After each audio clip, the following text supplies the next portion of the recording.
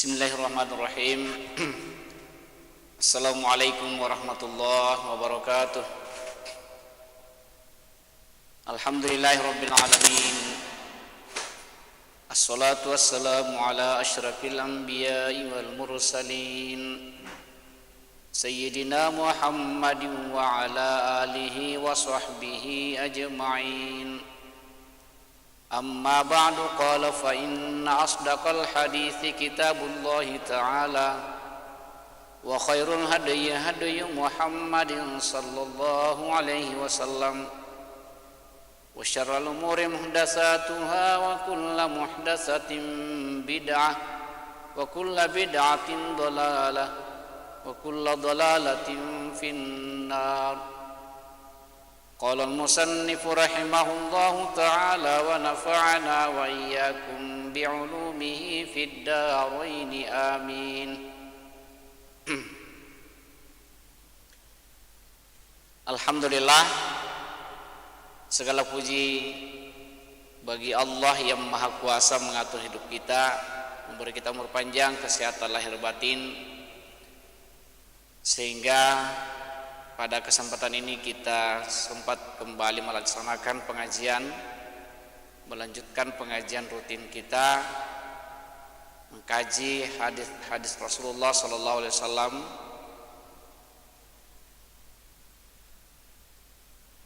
yang terdapat dalam kitab Mukhtarul Ahaditsun Nabawi. Salam dan salawat mari senantiasa kita peruntukkan kepada junjungan kita Nabiullah Muhammad sallallahu alaihi wasallam. Allahumma shalli ala sayyidina Muhammad. Pemirsa dimanapun berada yang saya muliakan, insyaallah pada kesempatan kali ini kita akan membaca hadis yang ke-885. Jadi saya harapkan kepada anak-anakku santriwati khususnya untuk secara aktif mengikuti pengajian rutin ini. Jadi insyaallah kita baca hadis yang ke-885. Rasulullah SAW bersabda, kullu mauludin yuladu alal fitrah hatta yu'riba anhu lisanuhu fa abawahu yuhawidanihi aw yunassiranihi aw yumajjisanihi. Yang artinya kullu mauludin, setiap anak yang lahir atau setiap anak yang dilahirkan, yuladu alal fitrati, dia dilahirkan atas fitrah, hatta yu'riba anhu lisanuhu, sampai lisannya fase berbahasa atau fase berbicara. Fabawahu yuhawidanihi, lalu orang tuanya lah yang menjadikannya menjadi Yahudi, au yunaswiranihi atau Nasrani, au yumajjisanihi atau Majusi. Hadis ini diriwayatkan oleh Al-Aswad bin Sira'i. Jadi Rasulullah menjelaskan bahwa setiap anak yang dilahirkan itu sesungguhnya dilahirkan atas fitrah. Apa yang dimaksud dengan fitrah jamaah sekalian, hadir sekalian? Secara bahasa fitrah itu artinya suci. Artinya bahwa anak yang lahir itu masih asli, masih bersih, masih suci ya. Jadi dia lahir dengan keasliannya, tanpa noda, tanpa kotoran, tanpa dosa sedikit pun. Kemudian pengertian lain dari kata fitrah itu adalah bahwa setiap anak yang lahir itu lahir dengan membawa potensi beragama, potensi untuk mengenal kebenaran. Ini fa abawahu yuhawidani. Jadi di sini dikatakan hatta yu'riba anhu lisanu, sampai dia fase berbicara. Jadi maksudnya anak-anak yang masih kecil itu dia masih fitrah, kemudian pada saat anak-anak sudah mau tumbuh sampai fase berbicara, nah, di situ terbentuklah anak kita. Siapa yang paling utama membentuk anak itu? Tidak lain kecuali orang tuanya. Ya, makanya dia ibarat kaset kosong yang mau diisi. Yang pertama-tama mengisinya adalah orang tuanya. Sebelum lingkungannya, sebelum orang lain, yang mengisinya adalah orang tuanya. Olehnya itu, disinilah peranan orang tua yang sangat dibutuhkan. Kita ingin menjadikan apa anak kita, itu tergantung dari orang tuanya. Dia mau mengisi anaknya dengan apa? Ya. Jadi fa abawahu yuhawidanihi au yunassirani au majusani. Di sini ada 3 agama yang disebutkan. Apakah dia digiring menjadi penganut agama Yahudi, penganut agama Nasrani, atau penganut agama Majusi? Ya. Di sini bisa dipahami bahwa anak itu terbentuk dengan siapa yang terdekat kepadanya. Di sini siapa yang terdekat itu orang tuanya. Ya, mulai dari bangun tidur sampai tidur kembali dijaga ketat oleh orang tuanya, ayah ibunya yang menjaganya. Itu sebabnya kalau anak, ya, orang tua yang cara bicaranya misalnya kasar, maka anak itu akan seperti itu juga. Ya. Kalau orang tuanya cara bicaranya di keluarganya itu lembut-lembut, orang tuanya akan seperti itu, anaknya akan begitu juga. Nah, ini olehnya itu sekali lagi menurut hadis ini memberi pelajaran kepada kita semua, khususnya kepada kedua orang tua, bahwa anak kita itu ibarat kaset kosong. Hati-hati memperdengarkan kepadanya pembicaraan atau kata-kata yang tidak Islami. Hati-hati, karena dia adalah ibarat kaset kosong yang selalu merekam. Setiap saat merekam, jadi apa yang dia dengar itu yang akan tersimpan dalam benaknya. Ya, itu biasa ada anak-anak yang kasar cara bicaranya, jorok. Kenapa seperti itu? Ya, kalau ada yang seperti itu, maka coba telusuri siapa orang terdekatnya, siapa orang tuanya. Boleh jadi di keluarganya seperti itu. Kalau anak-anak diajari dengan akhlak, ya, diajari cara bicara, iye manggil kepada orang tuanya, iye igite, ya, insya Allah akan terbentuk menjadi kebiasaan sampai dia besar. Tetapi kalau ada anak dari kecil, orang tuanya juga mengajari dengan pembicaraan yang kasar, ikau, iyo, ya, apalagi selalu disampaikan kepadanya kata-kata yang jorok, kata-kata yang tidak Islami, maka itu juga akan menjadi bahannya untuk diucapkan keluar. Di sini perlunya kita hati-hati. Fa abawahu yuhawidani au yunassirani au majusani. Tidak perlu sampai dia beragama Yahudi, beragama Nasrani, beragama Majusi. Tapi di sini pentingnya adalah pembentukan akhlak, pembentukan akhlakul karimah. Ya, baik ya dari kecil kita kenalkan dia dengan agama, ajari dengan agama, ajari akhlakul karimah, maka insya Allah anak akan terbentuk dari apa yang kita isikan kepadanya. Persoalan lingkungan itu persoalan kedua. Jadi yang pertama-tama adalah lingkungan keluarga, lingkungan rumah tangganya. Di sini yang paling berperang adalah kedua orang tuanya. Hadis ini diriwayatkan oleh Al-Aswad bin Sirai. Kemudian selanjutnya Rasulullah SAW bersabda pada hadis yang ke-886, Rasul bersabda, kalimatul faraj, kalimat-kalimat atau ucapan-ucapan yang bagus, yang baik untuk selalu diucapkan setiap menghadapi kesusahan. Nah ini, jadi supaya kita keluar dari kesusahan, inilah kalimat-kalimat yang afdol, yang bagus untuk kita jadikan zikir ya, yang kita baca. Apa itu pemirsa? Yaitu yang pertama adalah la ilaha illallahul halimul karim, la ilaha illallahul aliyul azim, la ilaha illallah rabbus samawati sab'i wa rabbul arsyil karim. Ini, jadi pemirsa yang saya muliakan, saya kira tidak ada manusia, tidak ada orang yang tidak pernah menghadapi masalah. Ya, kita semua pasti pernah menghadapi masalah dalam hidup. Makanya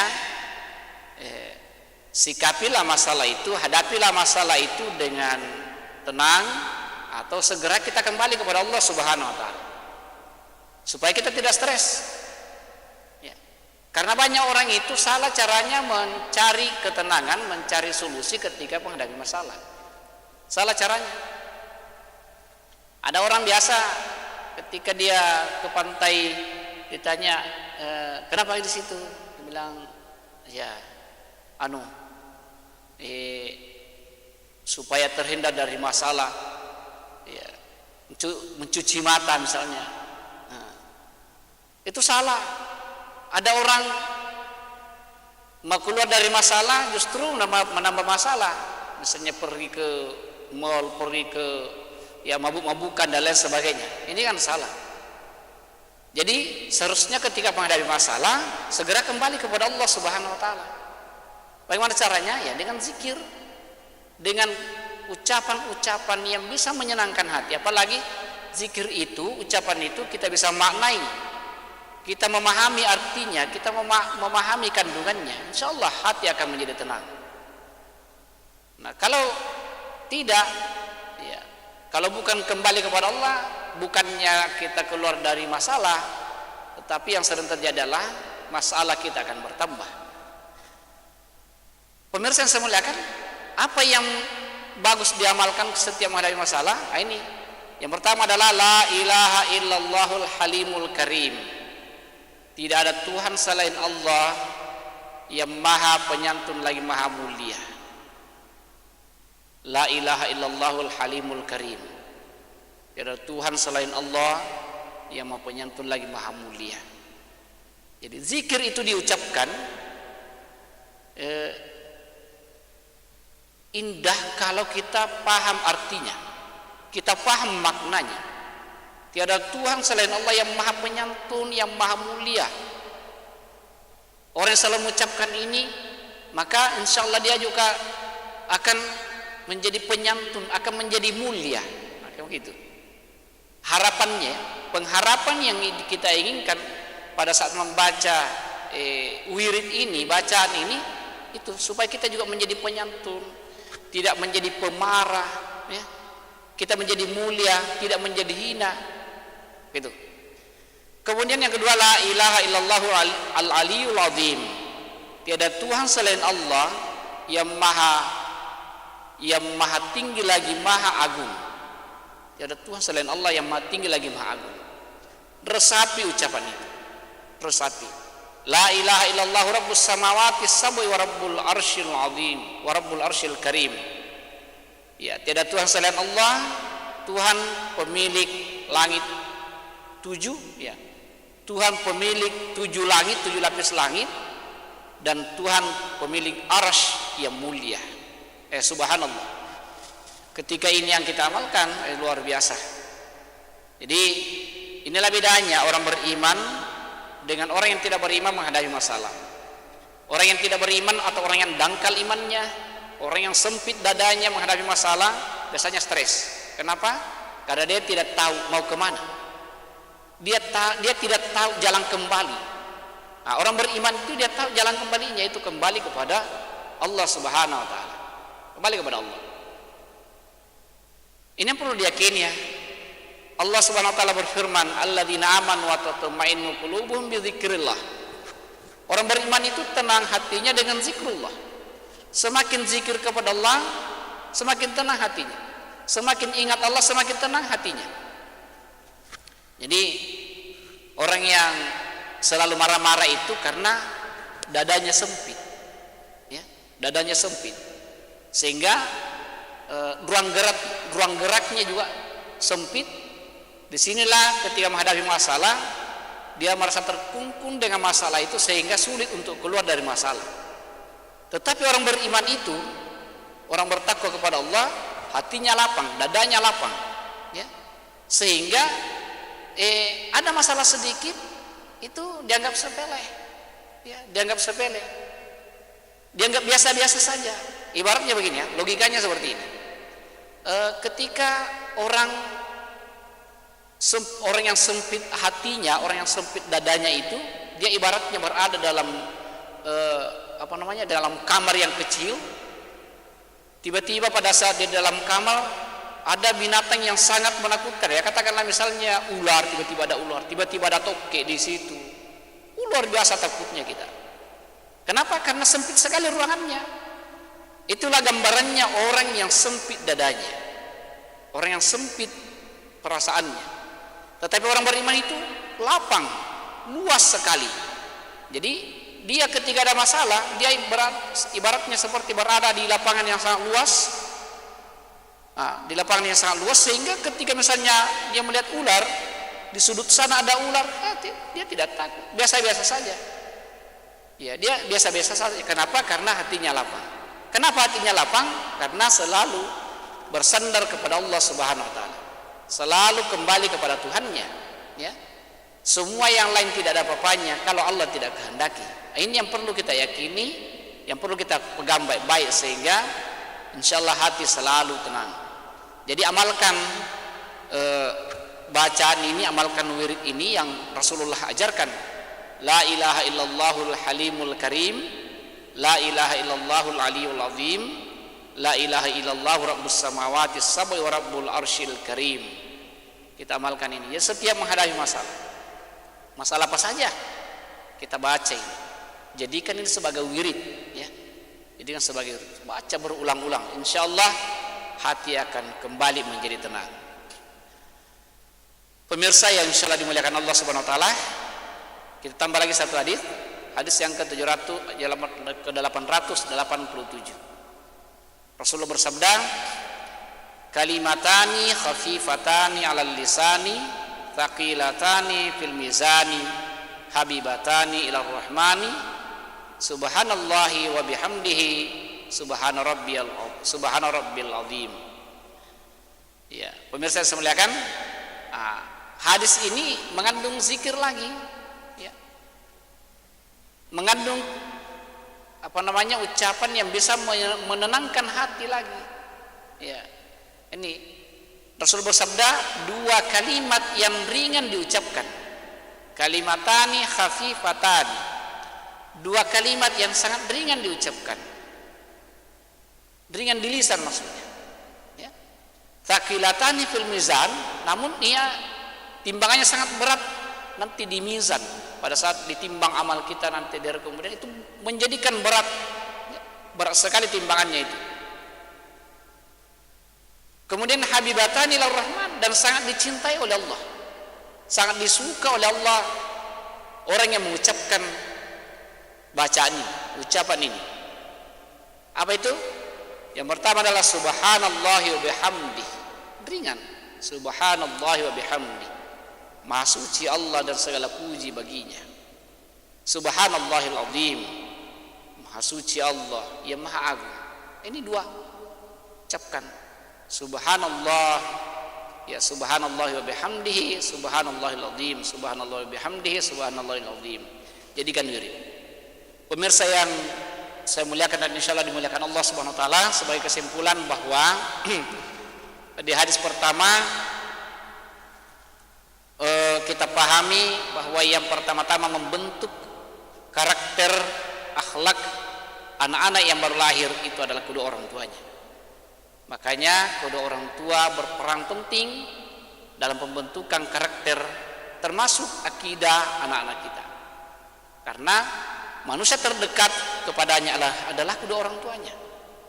Dia ibarat kaset kosong yang merekam apa saja yang selalu dia dengar, itulah yang tersimpan dalam benaknya, itulah yang tersimpan sampai itu yang mampu dia ucapkan keluar.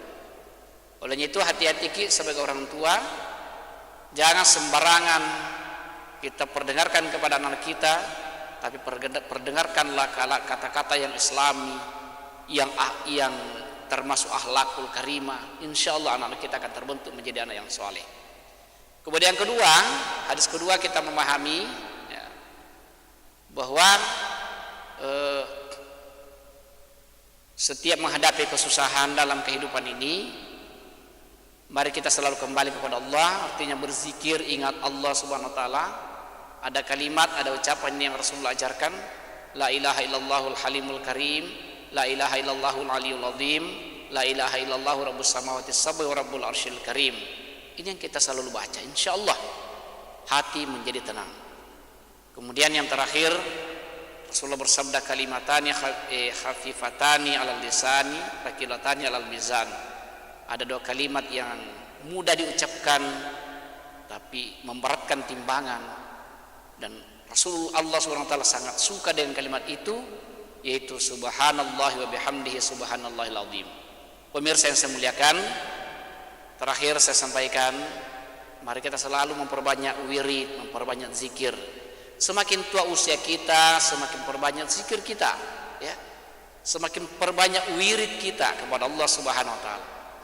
Biasakanlah setiap selesai sholat, duduk, ya, zikir, ingat kepada Allah. Jangan biasakan setelah selesai salat langsung berdiri, langsung pergi, seperti orang tidak ada kebutuhannya lagi kepada Allah. Saya kira kita semua ada kebutuhan kepada Allah. Olehnya itu sekali lagi, biasakan diri kita untuk ingat Allah, zikir kepada Allah, terutama di setiap salat, perbanyak zikir kepada Allah. Mudah-mudahan semakin tua usia kita, semakin dekat kepada Allah, semakin banyak zikir kita. Jadi tetapkan zikir yang selalu kita ucapkan, tetapkan, ya, sekalipun sedikit, kalau itu continue terus menerus itu kita amalkan, itu luar biasa. Saya kira demikian pengajian kita sore hari ini, mudah-mudahan ada berkahnya insyaallah, baik bagi pribadi saya maupun pemirsa sekalian. Itu yang menjadi harapan kita. Semoga kita semua selamat dunia akhirat, amin ya rabbal alamin. Billahi taufiq wa hidayah. Assalamualaikum warahmatullahi wabarakatuh.